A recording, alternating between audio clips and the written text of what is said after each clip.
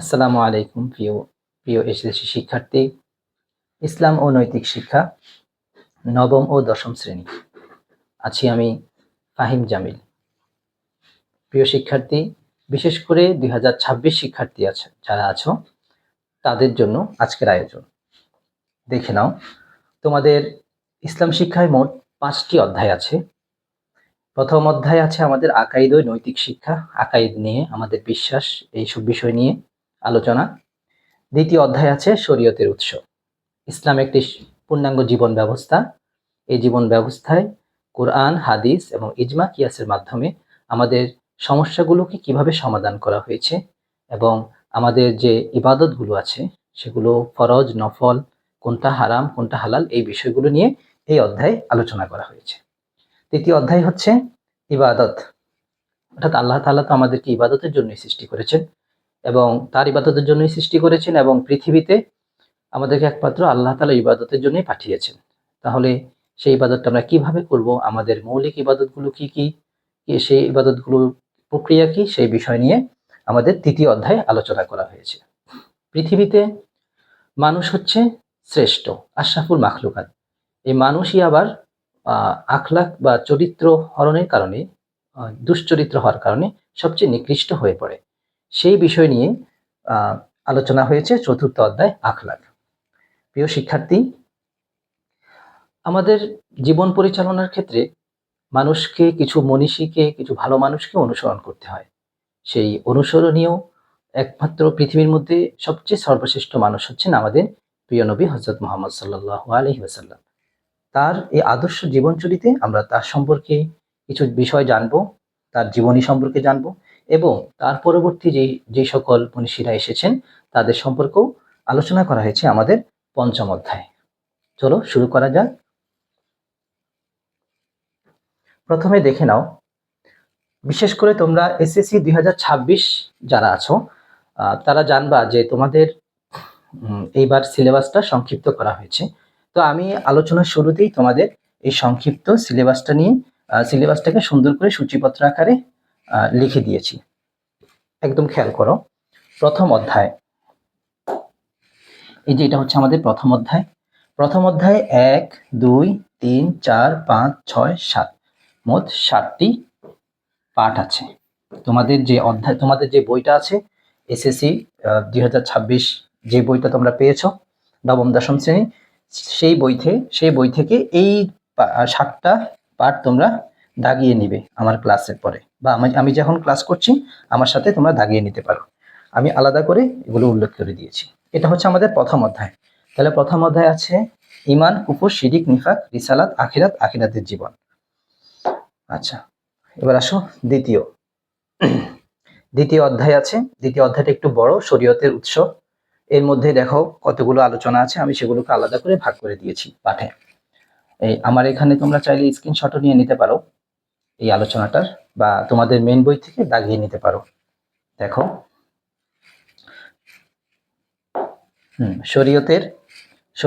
শরীয়ত পাঠ পঞ্চম, তিলাওয়াত, গুরুত্ব, মাহাত্ম্য। পাঠ সূরা আল ইনশিরাহ, সূরা আত-তিন, সূরা আল মাউন। তিনটি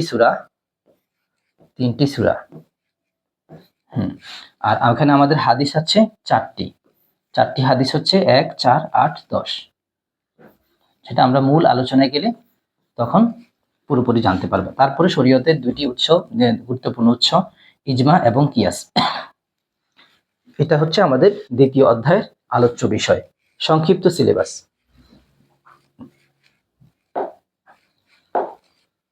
তৃতীয় অধ্যায় দেখো, সূচিপত্রের তৃতীয় অধ্যায় আছে সালাত, সাওম, জাকাত, মালিক শ্রমিক সম্পর্ক, ইলম, শিক্ষার্থীদের বৈশিষ্ট্য, ছাত্র শিক্ষক সম্পর্ক, জিহাদ ও সন্ত্রাসবাদ। 1, 2, 3, 4, 5, 6, 7, 8, 9। এই অধ্যায়ে মোট 9টি পাঠ আছে। কয়টি? 9টি। সংক্ষিপ্ত, এগুলো ছোট ছোট, তোমরা ভয় পাওয়ার কিছু নেই, খুব জলদি এগুলো শেষ হয়ে যাবে আমরা যখন পড়ায় চলে যাব। চতুর্থ অধ্যায়, তোমরা চাইলে আমার এই ইয়েগুলো স্ক্রিনশট দিয়ে রাখতে পারো তোমাদের ফোনে, অথবা চাইলে এখান থেকে দাগিয়ে নিতে পারো বই। চতুর্থ অধ্যায় আছে তাকওয়া, ওয়াদা পালন, স্বদেশ প্রেম, সৎ কাজের আদেশ ও অসৎ কাজ নিষেধ। পাঠ 18 গীবত। পাঠ 22 সুদ ও ঘুষ।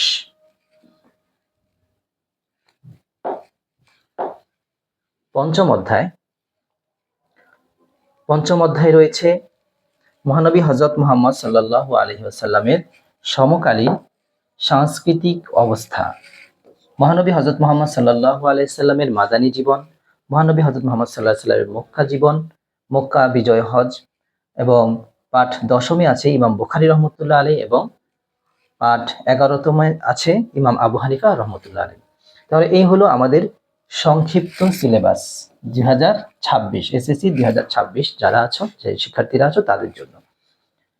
এখন আমি তোমাদের মূল আলোচনায় চলে যাব।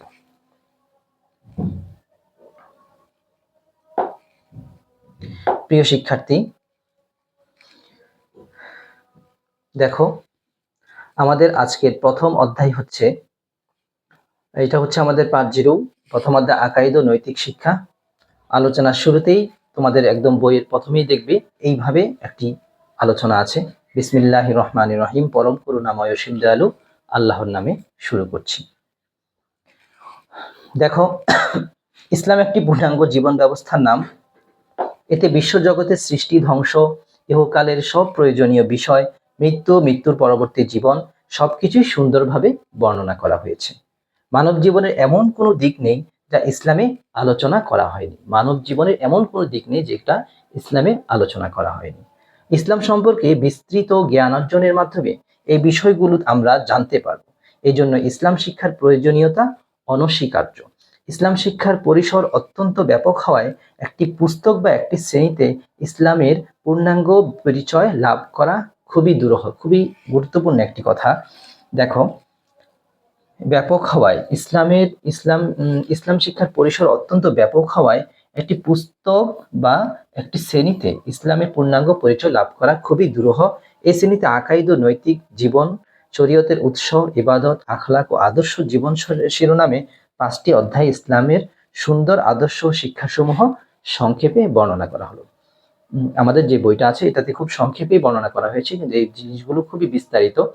এবং ইসলাম তো একটি পূর্ণাঙ্গ জীবন ব্যবস্থা, এটা আমাদের সম্পূর্ণ জীবনটাকেই এখানে আয়ত্ত করে নেয়। এটা সম্পূর্ণ জীবন পরিচালনার একটা শিক্ষা দেয় আমাদেরকে। দেখো, আমাদের প্রথম অধ্যায়টা হচ্ছে, তোমাদের সংক্ষিপ্ত সিলেবাসের প্রথম অধ্যায় দেখবা ঈমান লেখা আছে। তো আসো, এটা হচ্ছে আমাদের একদম শুরুর আলোচনা।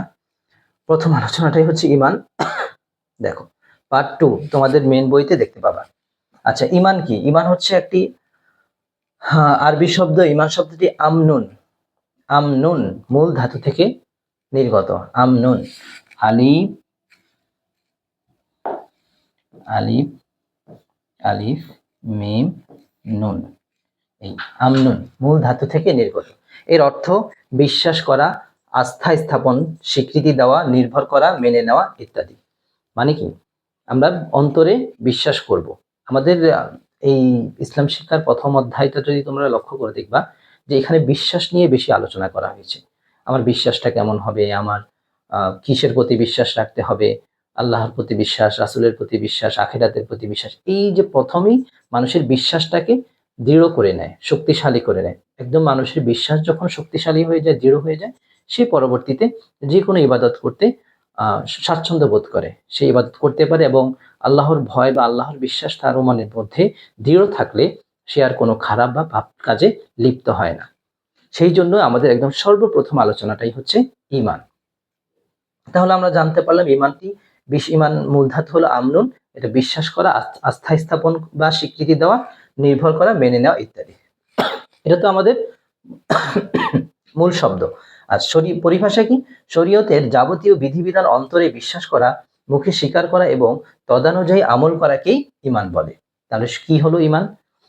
শরীয়তের যাবতীয় বিধিবিধান, আমাদের সামনে এই শরীয়তের বিধিবিধানগুলো নিয়ে আলোচনা করবে, সেই বিধিবিধান অন্তরে বিশ্বাস করা, মুখে স্বীকার করা। তুমি যে একজন ঈমানদার সেটা আমাদের মুখে স্বীকার করতে হবে। তদানুযায়ী আমল করা, আমাদের কি আমরা শুধু ঈমানদার হলেই চলবে না। আমরা যখন ঈমানদার হব তখন ঈমানের কিছু দাবি আছে, সেগুলো যখন আমরা আমলের মাধ্যমে প্রকাশ করব তখনই হবে ঈমান, তখনই সেই ঈমানের পরিচয় বহন করবে। ইমানের পরিচয় সম্পর্কে রাসূল সাল্লাল্লাহু আলাইহি সাল্লাম বলেন, আন তুমিনু বিল্লাহি ওয়া মালাইকাতিহি ওয়া কুতুবিহি ওয়া রুসুলিহি ওয়াল ইয়াউমিল আখিরি ওয়া তুমিনু বিল কদরি খায়রিহি ওয়া শাররিহি। দেখো অর্থ হচ্ছে ঈমান হচ্ছে আল্লাহ, তার ফেরেশতাকুল, কিতাবসমূহ, রাসূলগণ, পরকাল এবং ভাগ্যের ভালো মন্দের প্রতি বিশ্বাস স্থাপন করা। ভাগ্যের ভালো মন্দ মানে ভালো মন্দ আল্লাহ তাআলার পক্ষ থেকেই হয়, প্রতি বিশ্বাস স্থাপন করা। যেমন আমাদের দৈনন্দিন জীবনে, আমাদের দুনিয়ার জীবনে আমরা যতদিন বেঁচে থাকি, সেই বেঁচে থাকার সময় আমাদের জীবনে অনেক রকম ভালো কিছু ঘটে, কখনো খারাপ কিছু ঘটে, কোনো অ্যাক্সিডেন্ট ঘটে, আমাদের রোগ হয়, কখনো সুখের হ্যাপি মোমেন্ট আসে। এই যে ভালো আর খারাপ বিষয়গুলো আমাদের লাইফে আসছে, এই বিষয়টা আল্লাহ তাআলার পক্ষ থেকে আসছে। এই বিশ্বাসটা সবসময় মনের মধ্যে স্থাপন করা, মনের মধ্যে রাখা। কোনো খারাপ সময়ের কারণে নিজেকে ধ্বংস করে দেওয়া, নিজেকে শেষ করে দেওয়াটা কখনোই কাম্য নয়। তাহলে আমরা জানতে পারলাম যে এই সম্পর্কে আমাদের রাসূল সাল্লাল্লাহু আলাইহি ওয়াসাল্লাম বলেন, আন তুমিনু বিল্লাহি ওয়া মালাইকাতিহি ওয়া কুতুবিহি ওয়া রুসুলিহি ওয়াল ইয়াউমিল আখিরি ওয়া তুমিনু বিল কদরি খায়রিহি ওয়া শাররিহি।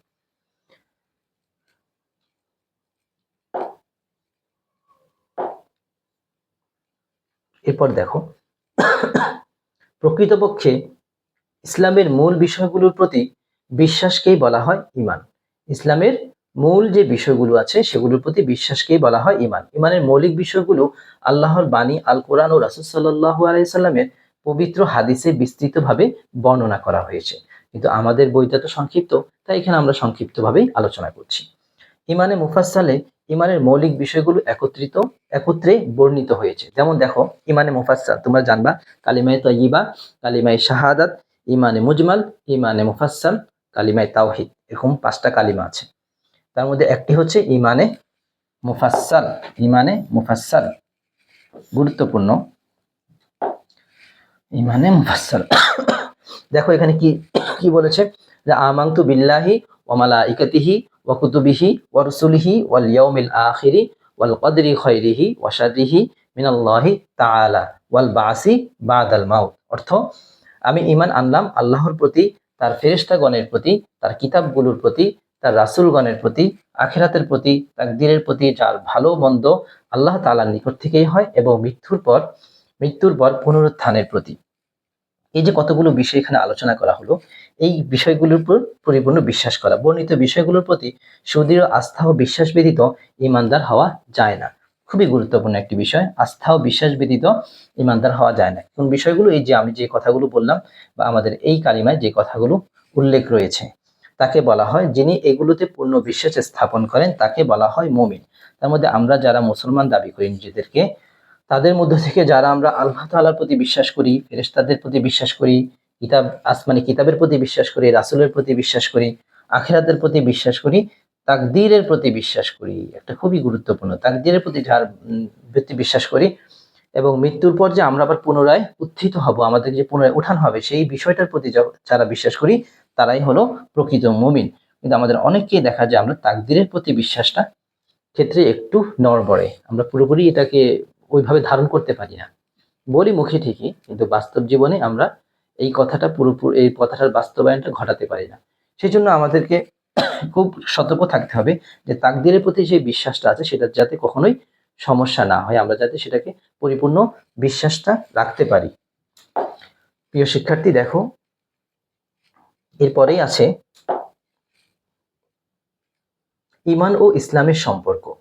এখন কথা হচ্ছে যে ঈমান তো একটি বিষয়, ঈমান তো আছেই, হ্যাঁ, ঈমান আনলাম, ঈমান বুঝলাম, তাহলে ইসলামটা কি? ঈমান আর ইসলামের মধ্যে কি সম্পর্ক? দেখো, ঈমান ও ইসলাম অত্যন্ত গুরুত্বপূর্ণ পরিভাষা। ঈমান অর্থ বিশ্বাস, ঈমান অর্থ বিশ্বাস। ইসলামের মূল বিষয়গুলোর প্রতি আন্তরিক বিশ্বাস, মৌখিক স্বীকৃতি ও তদানুযায়ী আমল করাকে ঈমান বলা হয়। অন্যদিকে ইসলাম অর্থ আত্মসমর্পণ করা। ঈমান অর্থ বিশ্বাস, আর ইসলাম অর্থ কি? আত্মসমর্পণ করা। মহান আল্লাহর যাবতীয় আদেশ নিষেধ বিনা দ্বিধায় মেনে নেওয়ার মাধ্যমে তার প্রতি পূর্ণাঙ্গ রূপে আত্মসমর্পণ করার নাম হলো ইসলাম। ঈমান তো আমি আনলাম, 7টি বিষয়ের প্রতি আমি পরিপূর্ণ বিশ্বাস স্থাপন করলাম।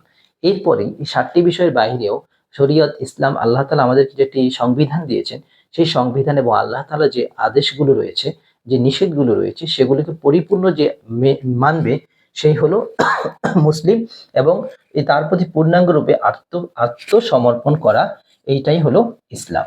আচ্ছা, ঈমান ও ইসলামের মধ্যে অত্যন্ত ঘনিষ্ঠ ও অবিচ্ছেদ্য সম্পর্ক বিদ্যমান। এদের একটি ব্যতীত অন্যটি কল্পনাও করা যায় না। এদের একটি অপরটির উপর গভীরভাবে নির্ভরশীল। ঈমান ও ইসলামের সম্পর্ক গাছের মূল ও শাখা প্রশাখার মতো। গাছের, এই যে একটা গাছ দেখো, গাছের মূল ও শাখা প্রশাখার মতো। কোথায় রয়েছে? আর শাখা প্রশাখা না থাকলে মূল বা শিকড় মূল্যহীন। তদ্রূপ ঈমান ও ইসলাম একটি অন্যটি ব্যতীত পূর্ণাঙ্গ হয় না। কেউ ইসলামের বিধিবিধানগুলো পালন করলো কিন্তু সে বিশ্বাস রাখলো না, সে তার ঈমান ঠিক থাকলো না, তাহলে এটাতে কোনো লাভ হবে না। কিন্তু এর বিপরীতে যদি হয় কেউ ঈমান রাখলো মনে মনে কিন্তু ইসলামী শরিয়ার কোনো বিধিবিধান সে অনুসরণ করলো না, তাহলেও সে শাস্তির সম্মুখীন হবে। তদ্রূপ ঈমান ও ইসলাম একটি অন্যটি ব্যতীত পূর্ণাঙ্গ হয় না। ঈমান মানুষের অন্তরে আল্লাহর প্রতি বিশ্বাস, অনুরাগ ও তার সন্তুষ্টি লাভের বাসনা সৃষ্টি করে, আর তাতে ইবাদত ও আনুগত্যের মাধ্যমে সজীব ও সতেজ হয়ে পরিপূর্ণ সৌন্দর্য বিকশিত হয়। ইসলাম হলো ঈমানের বহিঃপ্রকাশ। ইসলামটা কি তাহলে? ইসলাম হলো ঈমানের বহিঃপ্রকাশ। ইসলাম হলো ঈমানের বহিঃপ্রকাশ। ঈমান হলো অন্তরের সাথে সম্পৃক্ত, আর ইসলাম বাহ্যিক আচার আচরণ ও কার্যাবলীর সাথে সম্পৃক্ত। যেমন আল্লাহর রাসূল, ফেরেশতা ইত্যাদি বিষয়ে বিশ্বাস করা হলো ঈমান, আর সালাত, যাকাত, হজ ইত্যাদি বিষয় পালন করা হলো ইসলাম। প্রকৃতপক্ষে ঈমান ও ইসলাম একটি অপরটি পরিপূরক।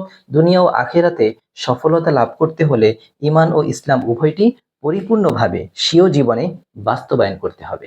তাহলে আমাদের স্বীয় জীবনে ঈমান ও ইসলামের সৌন্দর্য বাস্তবায়ন করতে হলে আমাদের জীবনে দুনিয়া ও আখিরাতে সফলতা লাভ করতে হলে ঈমান ও ইসলাম উভয়টিকেই পরিপূর্ণভাবে স্বীয় জীবনে বাস্তবায়ন করতে হবে। আমার ঈমানদার হতে হবে, সাথে সাথে ইসলামের যে মৌলিক বিষয়গুলো আছে, আল্লাহ তাআলার যে হুকুম নিষেধগুলো আছে, সেগুলোকে যথাযথভাবে পালন করতে হবে। তাহলেই আমার জীবন সফল হবে, সফলতা লাভ করব। দুনিয়ার জীবন আমি সফলতা লাভ করব এবং আখিরাতেও আমার সফলতা আসবে ইনশাআল্লাহ।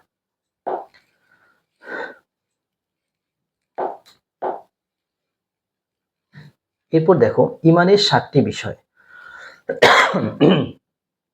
আমরা তো প্রথমেই পড়েছি ঈমানের কয়েকটি বিষয়, যেটা আমরা হাদিসে রাসূল সাল্লাল্লাহু আলাইহি ওয়াসাল্লাম হাদিসে পেয়েছি বা ঈমানে মুফাসসালে পেয়েছি। এখন দেখো সেই 7টি বিষয়টাকে সুন্দরভাবে আবার বিস্তারিত, একটু সংক্ষিপ্ত কিন্তু বিস্তারিতভাবে আলোচনা করেছে।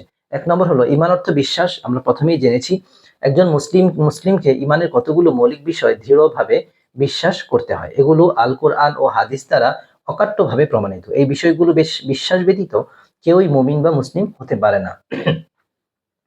এরূপ মোট 7টি বিষয় আছে। কয়টি বিষয় বলতো? 7টি বিষয় আছে। এরূপ মোট 7টি বিষয়। এগুলো হলো: 1, আল্লাহর প্রতি বিশ্বাস, ফেরেশতাগণের প্রতি বিশ্বাস, আসমানি কিতাব সমূহের প্রতি বিশ্বাস, নবী রাসূলগণের প্রতি বিশ্বাস। আল্লাহ তাআলার প্রতি বিশ্বাস কি? মানে সর্বপ্রথম ও সর্বপ্রধান বিষয় হলো আল্লাহ তাআলার প্রতি বিশ্বাস। আল্লাহ তাআলা এক ও অদ্বিতীয়, তিনি ব্যতীত কোনো ইলাহ বা মাবুদ নেই। আমরা মুসলিমরা এটা সবাই বিশ্বাস করি, আল্লাহ ব্যতীত কোনো মাবুদ নেই। তিনি সকল কিছু সৃষ্টিকর্তা, পালনকর্তা, রক্ষাকর্তা। তিনি সকল গুণের আধার, তার সত্তা ও গুণাবলী তুলনাহীন। সমস্ত প্রশংসা ও ইবাদত একমাত্র তারই জন্য নির্ধারিত। আল্লাহ তাআলার প্রতি এরূপ বিশ্বাস স্থাপন ঈমানের সবচেয়ে গুরুত্বপূর্ণ বিষয়। দ্বিতীয় হলো ফেরেশতাগণের প্রতি বিশ্বাস। ফেরেশতাগণ মহান আল্লাহর এক বিশেষ সৃষ্টি। তারা নূরের তৈরি। তারা সব সময় আল্লাহ তাআলার ইবাদত হুকুম পালনে নিয়োজিত। তাদের সংখ্যা অগণিত। তারা নারীও নন, পুরুষও নন। দেখো ফেরেশতাদের সম্পর্কে তারা নারীও নন, পুরুষ নন। তারা পানাহার ও জৈবিক চাহিদা থেকে মুক্ত। তাদের প্রতি এরূপ বিশ্বাস রাখা হলো ঈমানের অন্তর্ভুক্ত। তাহলে ফেরেশতারা পুরুষ না নারী, এটা নিয়ে কোনো কন্ট্রোভার্সি করা, তারা হয়তো পুরুষ বা নারী, এই বিষয়গুলো নিয়ে আসলে কোনো আলোচনারই দরকার নেই। তাদের সম্পর্কে এতটুকুই জেনে রাখা উচিত, তারা কোনো পুরুষ নন, মহিলা নন। তারা যে কিরকম এটা আল্লাহ তাআলাই ভালো জানেন, ব্যাস এনাফ। তবে তারা নূরের তৈরি।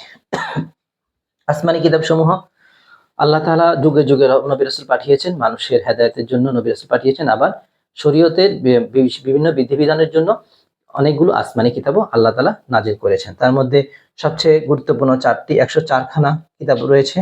এবং তার মধ্যে 4টি হচ্ছে গুরুত্বপূর্ণ, তাওরাত, জাবুর, ইনজিল এবং আল কোরআন। 4 নবী রাসূলগণের প্রতি বিশ্বাস। মানব জাতি হিদায়াতের জন্য নবী রাসূলগণের প্রতি বিশ্বাস, সেটাও আমরা জানি। মানব জাতি হিদায়াতের জন্য অসংখ্য নবী রাসূল আল্লাহ তাআলা প্রেরণ করেছেন। সেই নবী রাসূলগণের প্রতি বিশ্বাস রাখা।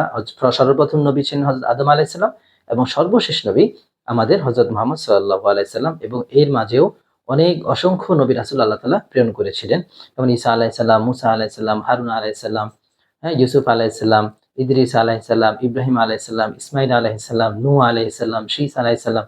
অসংখ্য নবী রাসূল আছেন।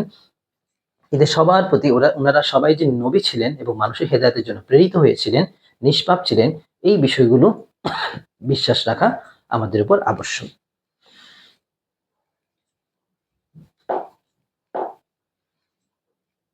পঞ্চম হলো আখিরাতের বিশ্বাস। আখিরাত কি? আখিরাত হলো বড়কাল। আখিরাতের জীবন চিরস্থায়ী। আমাদের জীবন, দুনিয়ার জীবন হচ্ছে ক্ষণস্থায়ী। এটা একদিন শেষ হয়ে যাবে।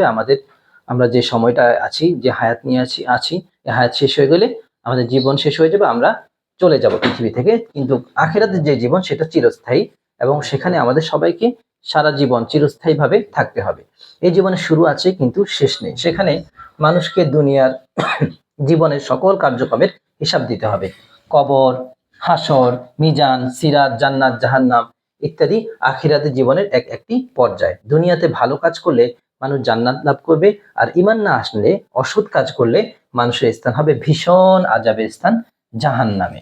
আখিরাতের প্রতি বিশ্বাস স্থাপন করা এই জন্য অপরিহার্য। 6 হচ্ছে তাকদীর। আমি সবসময় এই বিষয়টাকে খুবই গুরুত্ব দেই। তাকদীরের বিশ্বাস, তাকদীরের বিশ্বাস। এই তাকদীরের বিশ্বাস না থাকার কারণে আমাদের প্রাত্যহিক জীবনে, দুনিয়ার জীবনে অনেক সমস্যার সম্মুখীন হতে হয়। আচ্ছা দেখো, তাকদীর অর্থ কি? তাকদীর অর্থ হলো নির্ধারিত পরিমাণ, ভাগ্য বা নিয়তি। আচ্ছা ভালো। আল্লাহ তাআলা মানুষের তকদির বা তাকদীর নিয়ন্ত্রক। আল্লাহ তাআলাই কিন্তু মানুষের তকদির নিয়ন্ত্রক। তুমি যদি ভালো কাজ করো, ভালো কিছু আশা করো, ভালো মানুষ হিসেবে থাকো, আল্লাহ তাআলা তোমার তাকদীরে ভালো কিছুই রাখবেন। আর তুমি যদি আল্লাহ তাআলা অবাধ্য হও, তোমার তাকদীরে খারাপ কিছু থাকতে পারে। আচ্ছা, তাকদীরে ভালো মন্দ নির্ধারণ করে। মানুষ যা চায় তাই সে করতে পারবে না। এটা খুবই গুরুত্বপূর্ণ। অনেকে আমরা কথায় কথায় বলি মানুষ নিজেই নিজের ভাগ্যের নির্মাতা। কথাটা ঠিক নয়।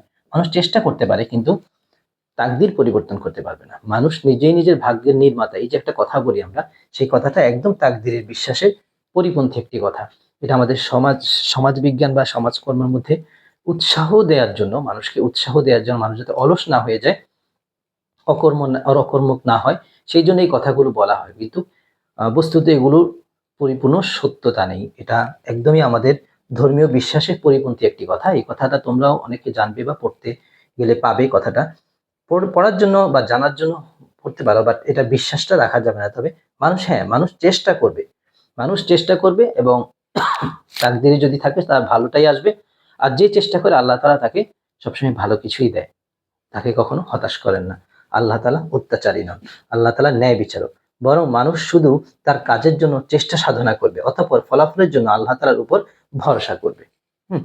এই টেক্সটগুলো তোমাদের মেন বইয়ের সাথেই একদম হুবহু ওই টেক্সট। আমি জাস্ট এগুলোকে সুন্দর করে সাজিয়ে এনেছি যাতে তোমরা সহজে বুঝতে পারো। যে চেষ্টা করার পরেও কোনো কিছু না পাই, তবে হতাশ হবে না। এটা খুবই গুরুত্বপূর্ণ। আমরা অনেক সময় চেষ্টা করে কোনো কিছু না পেলে হতাশ হয়ে যাই, সুইসাইড করতে চাই, হ্যাঁ, মরতে যাই, ঝাঁপ দিতে চাই বিল্ডিং থেকে। যে এই কাজগুলো করি, সেটা খুবই ভয়ঙ্কর এবং খুবই খারাপ।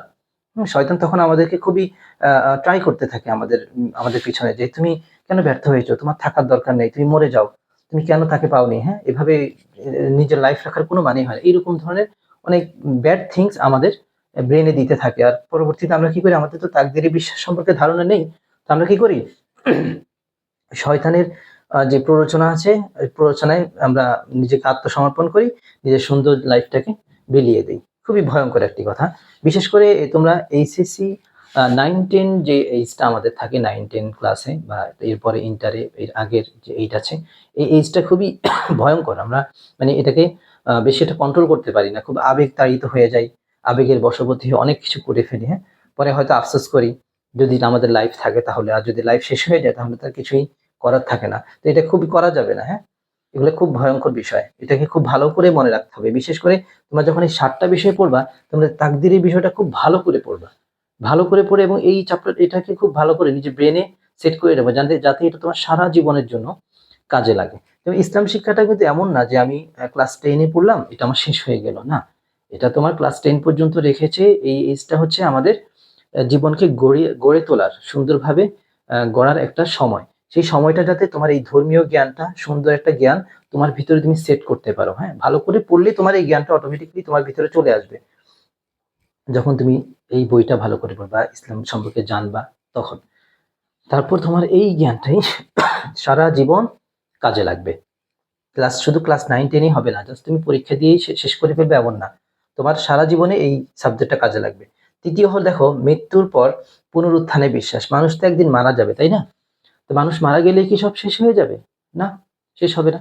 মানুষকে তো একটা নির্দিষ্ট সময় আল্লাহ তাআলা তো একটা পরীক্ষা স্বরূপ পৃথিবীতে পাঠিয়েছে। যে একসময় পৃথিবী ধ্বংস হয়ে যাবে, সবকিছু শেষ হয়ে যাবে। তারপর আল্লাহ তাআলার হুকুমে পৃথিবীর সব মানুষ, আদম আলাইহিস সালাম থেকে নিয়ে কিয়ামতের আগ পর্যন্ত যত মানুষ পৃথিবীতে আসছিল, সবাই তখন আবার পুনরায় উঠবে। কিভাবে উঠবে?